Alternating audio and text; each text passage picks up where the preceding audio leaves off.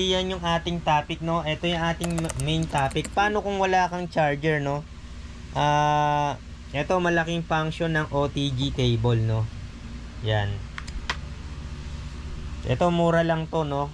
Maganda lagi ka rin may dala nito.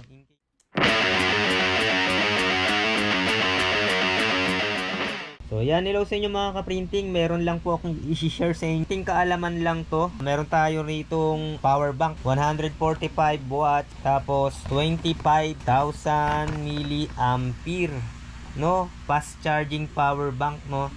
Medyo may kataasan ng price nito pero sulit. Yan, sulit yung ibibili nyo dito kasi kahit tatlong device pa yan na sabay-sabay, pwedeng gamitin. Kahit maglagay ko pa dito ng tulad nito ng pan, no? Ng pan. Ito, lobat to. Pag nilagay ko yan dito, tsaka matagal ano, no? Matagal malobat tong Ugreen na 145 watts. Nasubukan ko na kanina lang, sinubukan ko, halos ginamit ko nga sa speaker, no? Halos maghapon hindi pa rin siya nalobat. Ginamit ko siya dito. So yan, no? Lobat yan kanina. Pag tinanggal ko to, lobat siya, oh. Pag nilagay ko, no? Gamit yung power bank, no? So ang tagal yan maubos. Tagal malobat. So makikita mo dito yung ano niya, no? So nasa 95%. Habang umaandar pa tong pan, no? Ayan siya, oh. Charge natin. Yan. Then dito. Yan. Yan, no? Umano na yung battery, no? Indicator. Same din dito, no? Dalawang cellphone yung naka charge. Ayan, no? 59%. Yan. So pwede natin yung turbo pan ko na lang. Yan, turbo pan, tatlong device, no? Turbo pan. Yan, nagcha-charge din siya nung umiilaw. Yan.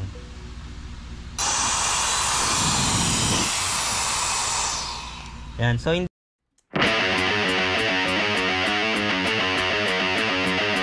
yung ating topic, no? Ito yung ating main topic. Paano kung wala kang charger, no? Ito malaking function ng OTG cable, no? Yan.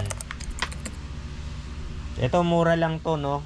Maganda lagi ka rin may dala nito in case na mag-travel kayong magkakabarkada, magkakapamilya, magkaklase. Yung isang cellphone full charge, tas yung sayo ay lobat, no? Tas wala kayong power bank na tulad nitong Ugreen na talagang reliable, no? So alisin na muna natin tong Ugreen. Yan. So ito yung ating cellphone na dalawa, no? So itong isa may 59%. Tapos ito yung isa, no? So meron tayong dalawang cable, no? Isang yung ayan, yung isang cable na type C, tapos etong OTG cable. So may nakita ako, no, sa Indian pa ata yun. Indian, tapos naghinang-hinang pa, no?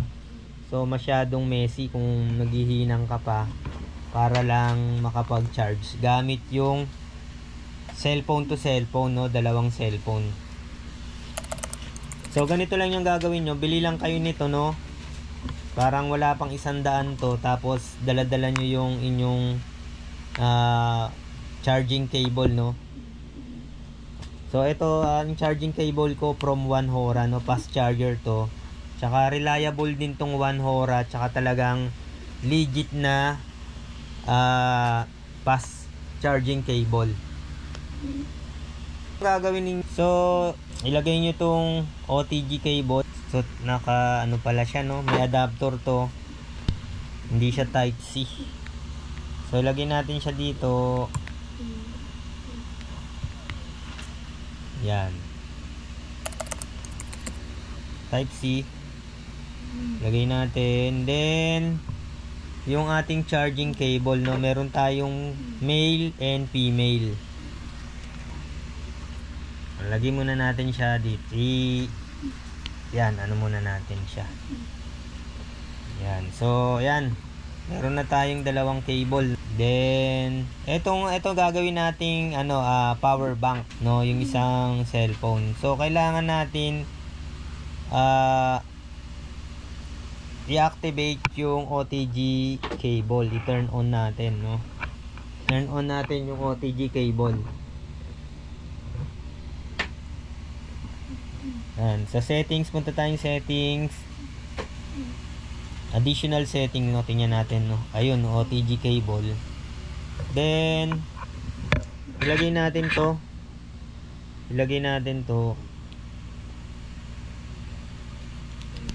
Yan.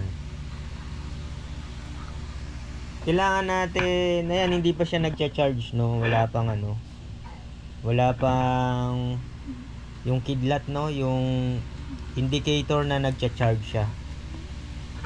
So, kailangan enable natin tong OTG. Yan. Yan. Kung makikita ninyo, no, nag-charge na, no. Nag-charge na yung ating 60%, no. Nagcha-charge na.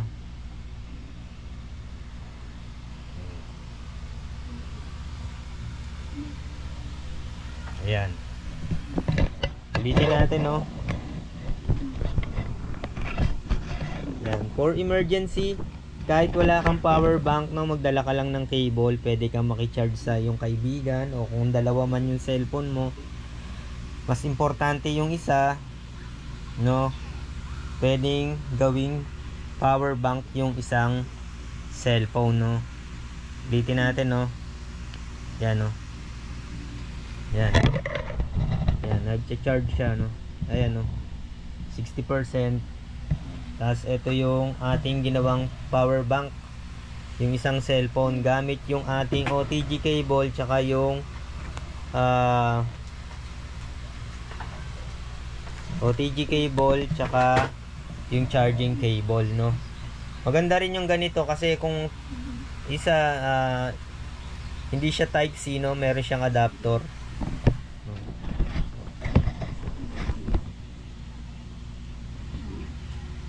Nagcha-charge pa rin siya, oh. Charging, oh, 60%. So, may isa pang function din yung OTG cable, no. May tuturo pa akong isang function din ng OTG cable. Ganda rin siguro kung no. Kung dalawang type C, pwede yung ganito, yung bumili kayo ng ganitong cable, no. Para sa type C yung dulo. Yan, may nabibili din yan sa Shopee.